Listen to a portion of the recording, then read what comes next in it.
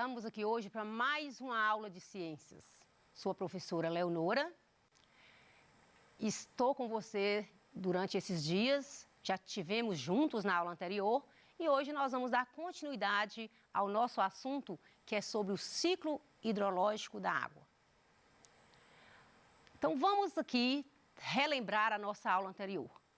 Na aula anterior nós falamos, você aprendeu sobre o ciclo da água na natureza. Nós falamos aqui também que a água, ela passa por um ciclo. Então, ela faz um passeio na natureza. Ela muda apenas o estado físico dela e ela muda de lugar. Então, falamos aqui que a água, ela passa pelo estado, ela pode se encontrar no estado sólido, líquido e gasoso, mas que não é necessariamente que ela permaneça nesse ciclo. Ela pode transformar do estado líquido para o sólido, do sólido para gasoso, pode transformar do gasoso para o líquido e assim por diante. Então, foi esse o assunto da aula da semana passada e nós vamos dar continuidade. Vamos relembrar aqui como é que forma a chuva. A água dos rios evapora, a transpiração das árvores também evapora, porque as árvores transpiram e essa transpiração ela é eliminada na forma de vapor. Falamos também do rio, da água do rio, da roupa do varal que você coloca. Então, toda essa água, ela evapora, ela vai para o estado gasoso, chega bem acima na atmosfera, ela vai encontrar uma camada fria e ela vai passar para o estado líquido, que é a chuva. Essa aula de hoje, que você já assistiu a semana passada e nós vamos continuar com ela hoje, nós vamos verificar aqui a importância da vegetação para o ciclo da água, uma vez que eu já acabei de falar que as plantas elas transpiram e elas eliminam água na forma de vapor. Vamos entender também a relação entre o ciclo da água e a formação das chuvas. Vamos conhecer as propriedades da água e nessa aula também a gente vai ver por que a água é considerada um solvente universal e fazer essa relação entre o ciclo da água e essa mudança de estado físico. Vai estar disponível para você um vídeo que você vai assistir para inteirar mais do assunto. Você pode acessar no YouTube e você vai aprofundar mais ainda aquilo que você aprendeu na aula de ciências. E com essa aula, você vai conhecer as mudanças de estado físicos da água, você vai reconhecer a importância da cobertura vegetal para manter esse ciclo da água, conhecer as características da água potável e reconhecer a importância do ciclo da água para a manutenção da vida na Terra. Você já parou para pensar como é que formam a chuva? Mas hoje já falei na aula passada como a chuva se forma. E hoje eu quero falar para você um pouquinho da chuva, que é o granizo. De vez em quando você observa que a chuva ela vem na forma de gelo. E você já parou para pensar por que ocorre a chuva de granizo, que a gente chama chuva de granizo? Então, quando eu falei para você na aula passada que a água dos rios, dos oceanos, dos mares evaporam, que vai formar as nuvens.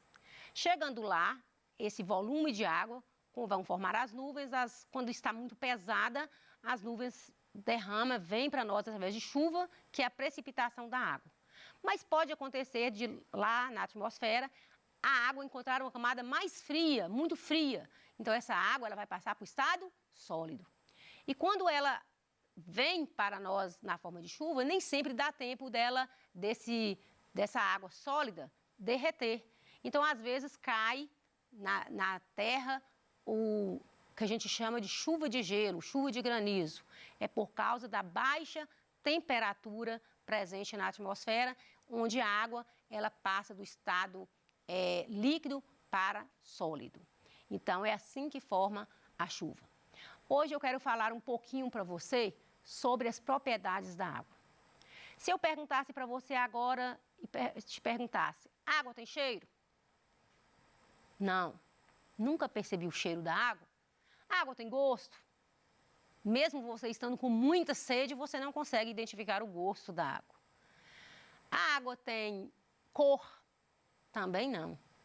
Então, você pode dizer que a água, ela é inodora, ou seja, ela não tem cheiro. Insípida, quer dizer que ela não tem gosto. Incolor, ela não tem cor, ela é, bem transparente. Se você levar a água no congelador, ela vai se fundir, ou seja, ela vai entrar, tanto ela entra em solidificação em 0 graus e ela também se funde em 0 graus. Então, para formar o gelo, a temperatura é 0 grau, mas também para o gelo derreter também é a mesma coisa. E para ferver, a água adquire a temperatura para entrar em ebulição de 100 graus ao nível do mar. A água, eu posso dizer também que ela é considerada um solvente universal. Por quê? Vou demonstrar para você agora como que a água é considerada um solvente universal. Por quê? Temos aqui um copo com água. Voltando, a água ela não tem gosto, né? Ela é insípida, ela não inodora, ela não tem cheiro, ela não tem sabor. E agora vocês aprenderem mais uma coisa. Ela é considerada solvente universal, porque ela é capaz de dissolver a maior parte das substâncias, ou seja, uma grande quantidade de substância, a água ela consegue dissolver. Aqui tem o açúcar, aqui a água dentro do copo. Esse açúcar ele está no estado sólido, eu vou chamá-lo de soluto. Então, quando eu coloco esse açúcar dentro da água, eu começo a movimentar. Você está conseguindo ver o açúcar dentro da água? Não, porque a água ela dissolveu o açúcar. Então, açúcar soluto, a água solvente. O açúcar dissolveu na água, formando uma solução. Então, eu vou falar que a água é um solvente universal, porque ela consegue dissolver a maior parte das substâncias. Por que a gente fala a maior parte? Porque tem muitas substâncias que a água não dissolve, né? Você já tentou colocar, tenta aí na sua casa, coloca água e um pouco de óleo. Não vai misturar, não vai dissolver. Então, nem toda substância a água consegue dissolver. Mas como ela consegue dissolver a maior parte das substâncias, eu vou falar que ela é um solvente universal. Então, o açúcar aqui agora já está, misturou água e açúcar, transformou numa solução. Continuando aqui, então a água é um solvente universal porque ela tem capacidade de dissolver grande parte das substâncias. Então, você já viu, você já verificou quando eu misturei a água com o açúcar. Para formar a chuva, a água ela passa, os rios, né, a água em si ela é aquecida. Então ela passa por um determinado aquecimento. Esse aquecimento vai fazer com que ela evapore. Então ela passa para o estado gasoso. Essas moléculas da água, por ela estar no estado gasoso, as moléculas da água elas são mais leves. Então, ela vai subir para a atmosfera e esse vapor de água, ele vai esfriar. Ao esfriar, ele vai constituir as nuvens, ele vai passar para o estado líquido, que vai ocorrer a condensação da água. E com isso, essa água, ela precipita, ocorre a precipitação, que é a água na forma de chuva. Falei com vocês sobre o granizo, que é a água solidificando ainda na atmosfera. Aí ela vem para nós, porém, ela às vezes não dá tempo do gelo derreter todo e aí causa muitos problemas, né, para nós, que a chuva de granizo, ela também danifica muitas coisas na cidade. Você viu que a água ela passa por mudanças de estado físico, nós falamos isso aqui na aula passada, e vamos relembrar com você aqui agora sobre essa transformação. A água do estado líquido para o sólido, solidificação. Se eu pego aquele sólido, aquela água no gelo, e volto para a pia, passa a ser chamada fusão. Falamos também que a água ferve, ela vai passar pelo processo de evaporação. Foi para as nuvens, desceu na forma de chuva, condensação. Passou do estado gasoso para o estado líquido.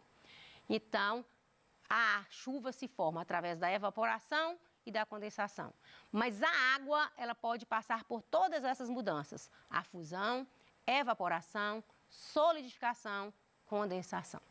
Foi esse o assunto que eu trouxe só para revisar, porque você já viu na aula passada. A água, ela exerce um papel muito importante na agricultura. Por quê? Porque a água, ela funciona, ela desce, vem das nuvens, e ela funciona como o alimento, como fonte de vida para a atmosfera. Então, a agricultura, ela é o plantio, refere aos plantios. E a planta, para sobreviver, ela necessita de água. Existem os processos naturais que irrigam o solo, que é a chuva. Mas, às vezes, pode acontecer de não chover, né, constantemente para irrigar as plantas, e utiliza muito a irrigação artificial, que é o lançar água no solo, nas plantas ou no solo. Então, o processo de irrigação, ele é desenvolvido para regar a planta, principalmente nas agriculturas de larga escala, onde tem muito plantios e, às vezes, a chuva demora a vir e utiliza um processo artificial, que é a irrigação. A água da chuva, ela é essencial e ela também pode ter momentos que ela pode causar danos à natureza. Quando chove e o solo ele está exposto, ele não tem uma proteção das plantas, nós vamos dizer que pode acontecer a erosão, pode acontecer o assoreamento dos rios. O que é isso? As plantas, elas são fundamentais no solo. Além dela dar essa parte nutritiva para o solo, ela também, através das raízes, a água da chuva vem, infiltra no solo, e essas raízes das plantas, elas seguram essa água, elas armazenam essa água no subsolo para que venham formar os lençóis de água debaixo da terra. É uma forma de armazenar água, também é no solo. E as plantas exercem um papel importante porque elas captam essa água pelas raízes e vai para as profundezas do solo. Essa água, uma vez tendo o desmatamento, o que vai acontecer? O solo vai ficar um solo nu, um solo exposto. Então, vindo a água da chuva, ela vai carregando tudo que tiver, né, porque não tem nada para proteger o solo, então ela vem como tipo enxurrada, levando toda a matéria orgânica do solo, deixando o solo nu, o solo exposto. Isso vai fazer com que o solo empobrece e vai causar também aquelas valas, aquelas crateras no solo e deixando o solo improdutivo. Só que tem um grande problema ainda mais. Levando esse material do solo para os rios, vai ocorrer o assoreamento. Ou seja, os rios vão ficar soterrados. É como se os rios fossem morrendo, porque o volume de sedimentos dentro da água vai fazer com que, às vezes, até aquele percurso da água, ela mude o curso dela. E por isso que é muito importante as matas ciliares, que são aquelas matas que estão em volta do rio. Ela exerce um papel fundamental, porque ela segura as águas através das raízes e, com isso, vai ocorrer as plantas. Quando elas seguram essa água fica armazenada no subsolo. Quando não tem as plantas, o solo fica exposto e aí sim, essa enxurrada, né, todo esse material vai para dentro do rio.